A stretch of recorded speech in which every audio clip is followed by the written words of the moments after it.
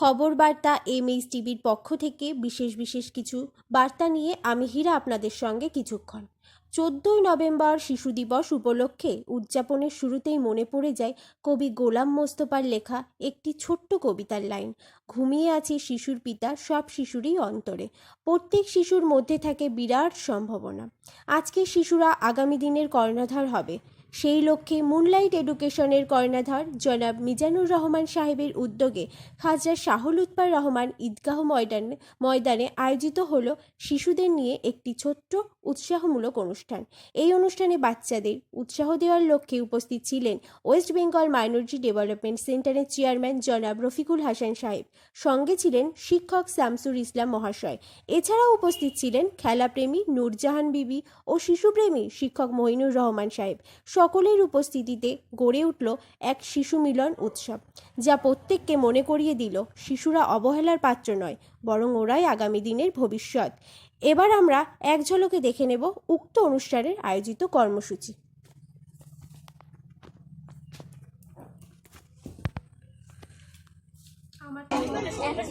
রায়পুর স্কুলের মাধ্যম দিয়ে, প্রাইমারি স্কুলের মাধ্যম দিয়ে আপনারা যোগাযোগ রাখতে পারেন মিজানুর ভাইয়ের সঙ্গে।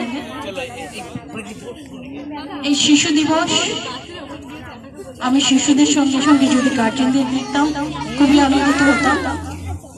বর্তমান সমাজ সম্পর্কে কিছু বলি।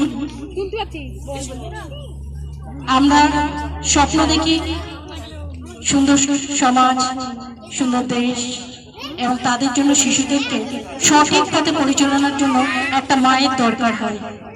যতটা না বাবার দরকার হয় তার থেকে 3 গুণ বেশি মায়ের দরকার হয়। আমরা চেষ্টা করে বিফলতাটা পরের কথা। একটা মা, প্রত্যেক গার্জেনের সাথে যদি, প্রত্যেক বাচ্চার সাথে যদি একটা করে মা এখানে থাকতো, আমরা আমাদের এই অনুষ্ঠানটা সাফল্য মনে করতাম। যারা আছেন তাদেরকে ধন্যবাদ।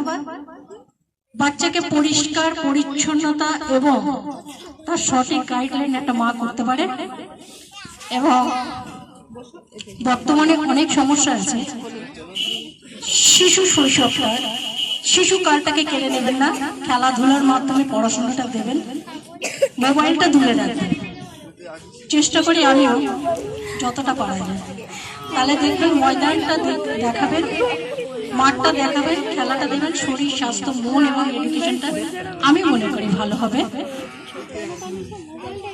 আজ শিশু দিবসে এই কথাটা মনে হয় কবি রবীন্দ্রনাথ ঠাকুর। আমি যদি দুষ্টুমি করে চাপার গাছে চাপা হয়ে ফুটি, ভোরের বেলা মাগো ডালের ওপর কচি পাতায় করি লুটো ফুটি, তবে তুমি আমার কাছে হারো। তখন কি মা চিনতে আমায় পারো? তুমি ডাকো খোকা কোথায় ওরে, আমি শুধু হাসি চুপটি করে। যখন তুমি থাকবে সে কাজ নিয়ে, সবই আমি দেখবো নয়ন মেলে। স্নানটি করে চাপার তলা দিয়ে আসবে তুমি পিঠেতে চুল ফেলে। এখান দিয়ে পুজোর ঘরে যাবে, দূরের থেকে ফুলের গন্ধ পাবে। তখন তুমি বুঝতে পারবে না সে তোমার চোখে খোকার ছায়া ভাসে। দুপুর বেলা মহাভারত হাতে বসবে তুমি সবার খাওয়া হলে। গাছের ছায়া ঘরের জানালাতে পড়বে এসে তোমার পিঠে কোলে। আমি আমার ছোট্ট ছায়াখানে দোলাবো তোর বইয়ের পরে আনি। তখন তুমি বুঝতে পারবে না সে তোমার চোখে খোকার ছায়া ভাসে। সন্ধ্যাবেলা প্রদীপখানি জেলে যখন তুমি যাবে গোয়াল ঘরে, তখন আমি ফুলের খেলা খেলে টুক করে মা পড়বো ভুলেছে। আবার আমি তোমার খোকা হব, গল্প বলো তোমায় গিয়ে কব।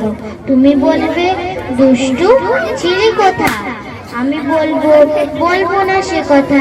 নমস্কার।